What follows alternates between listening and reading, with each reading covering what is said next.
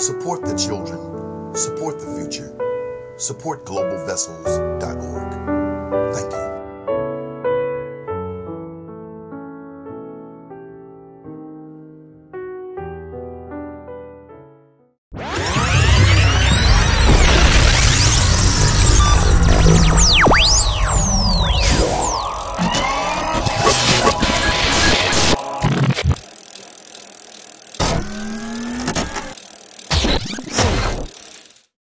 As it relates to the Attorney General's office, what does an Attorney General do, and how significant is it to the people of Maryland or any state?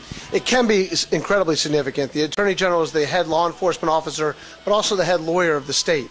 So if you have an innovative, aggressive, and energetic Attorney General, they could do a number of things. They could enact a RICO statute to bring down gangs. They go after internet predators. They can clean up the Chesapeake Bay through enforcement of our Clean Water Act. They can diversify the office. They can go after redlining, price gouging, and anything that seems to be a problem, you can fix it if you're the Attorney General, because there's a law that you can use and hold that power over people both in the civil and the criminal context. Now, does this have anything to do maybe with insurance rates? There's some folk who think that people in Baltimore City pay unfair car insurance as opposed to people who live in Baltimore County? Well, that's exactly right. In Baltimore City, the insurance rates are disproportionately high because they go by zip code instead of by actual numbers of cars stolen. That's the kind of thing that you could look after. If you're an Attorney General, you can go in, have similar people with similar records in their background buy insurance, and if it's higher in one place than another, you can go after that insurance company. Has the electronic age changed how law is monitored, how law is in effect? I mean, the internet, has it had any impact on what the Attorney General does, or even the state's attorney? The Attorney General has a huge role, and the ability to have a huge role in the internet, because as states' attorneys worry about blood and guts, and the federal government continues to retreat and worry about only terrorism, there's internet sexual predators, there's child pornography, there's identity theft, particularly targeted at our seniors. All of that happens on the internet, and nobody's really going after them. The Attorney General in New York, named Eliot Spitzer, has done a great deal in that area. For example, he reduced the amount of spam that's coming over the internet. There's a lot more that can be done. As an Attorney General, that's something I do want to tackle. Why'd you get into law in the first place? You know, it's interesting. I went to when I went to law school, I was there thinking, I'm going to be a public defender. I'm going to save the world. And what you find out in our system is that the prosecutors have all the power. The prosecutors have the ability to make sure that the law is administered fairly, that people are treated fairly. So we decide who to prosecute, what to prosecute them for, and what sentences to ask for. And the prosecutor does have that power, and it's something that I enjoy and I administer fairly.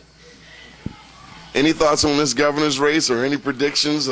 Well, I want to be the independent Attorney General, so I'm not involved in the governor's race. I stay far away from it. I want to try and do what's right and do the right thing, and not what's easy or what's partisan or what's political. And so I'm staying out of the governor's race and see who wins, and I'll back that person. Well, speaking of, what about judges? Judges have to run, but what can a judge run on? I'll be fair. I mean, everyone would say that, right? We have the worst system in terms of our judges being elected. In some states, judges are elected, but they have a record. What we do is you get picked by the governor, and immediately you're on the ballot. So you have the uncomfortable judge running for office, which is unseemly, really, based on nothing, based on popularity, because they don't have a record as a judge yet. So they're out there running. If I'm the judge, I'm going to put all drug dealers behind bars and throw away the key. Well, that's not right, and that's not fair. And you don't really want to hear your judges being in that position. So we need to revamp our system. It's a constitutional problem. It's something we can get to, hopefully, down the road.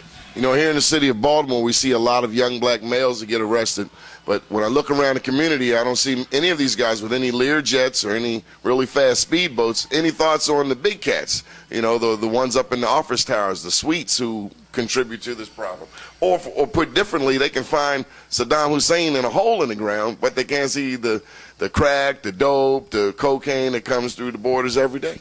Well, that's right. One of the problems that we have is we go after the street dealers and put these kids that don't know any better. Sometimes they're brought in. They got no other choice but to sell drugs. They say you can make thousands of dollars doing this, or you can work at the 7-Eleven at $6 an hour. They're going to take those thousands of dollars, and we put them in jail instead of trying to get them help, get them counseling, and teach them right from wrong. But your point is a good one. What we don't spend a lot of time on is how they get here in the first place, and we ought to do that. And the second point that you made in your question is a good one as well, going after white-collar criminals. Because if you're stealing millions of dollars from a bank through the computer or through white-collar crime, it's really no different than going in and robbing the bank with a gun, but the guy with the gun ends up in jail much more often than the guy sitting in the bank robbing it. They get to go to the country club. Yes, they do, if they're caught and if you could prosecute them. Okay. One more question. Why do you want to be Attorney General? You know, I'm young enough still not to be jaded by this thing. I think that we can do the right thing and for the right reasons. I love being a state's attorney. I love the law and the power of the law to do the right thing. I don't like politics that much. The job of Attorney General is not political. You do the right thing for the right reasons, and people respect you for it. And that's what I want to do. We've been talking with Montgomery County State's Attorney, Doug Gansler. He's running for Attorney General. We'd like to thank you for watching the Donnie Glover. We'll see you soon. Are you ready for prom season or maybe your wedding? If so, come on by Tuxedo Zone, 1646 East Baltimore Street, with tuxedo rentals starting at $49.95. Tuxedo Zone, your formal wear headquarters.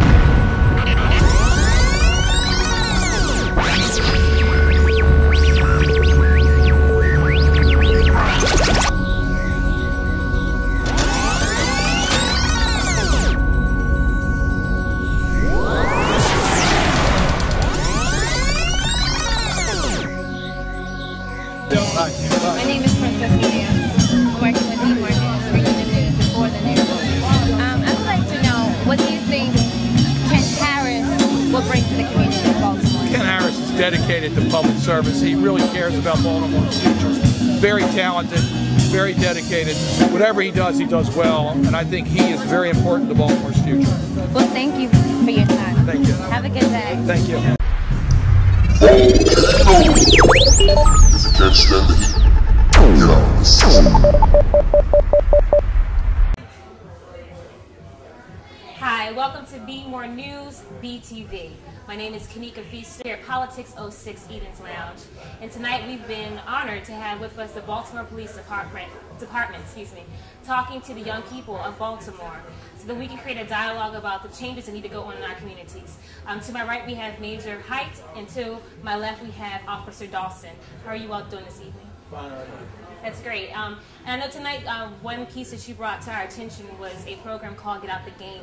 A lot of people have been having questions about violence inside of the community, gang violence in particular. Can you talk a little bit about what you're seeing and how your program can help to defer some of that? Well, certainly Dawson and I are blessed to be part of the team, the Commissioner and assembled to talk about violence in the community, but more importantly, changing the lives of young people and within that violence. We know that young people often make mistakes early in life, that they often may be paid for those mistakes later on in life. So he said basically this: we have a program that says, get out of the game. Opportunity to turn your life around between the ages of 14 and 24. If you're looking for a GED, you're looking for housing, you're looking for an opportunity to get a job or job readiness or job placement, we can assist you with that. There are times when folks need mental health assistance, we can help with that. Basically, our program is they offer a second chance in life. Changing your life, being saved in life, gives you a chance to at least look at where you are and ask yourself, if you're not comfortable, do something about it. We'll help you with that process. And I know one big thing that we were talking about tonight, a lot of us in dialogue, was how do we allow people to not feel threatened by the police? A lot of times we do see on television black men who get stopped because they're driving a fancy car, or the issues of our young ladies having problems with male officers.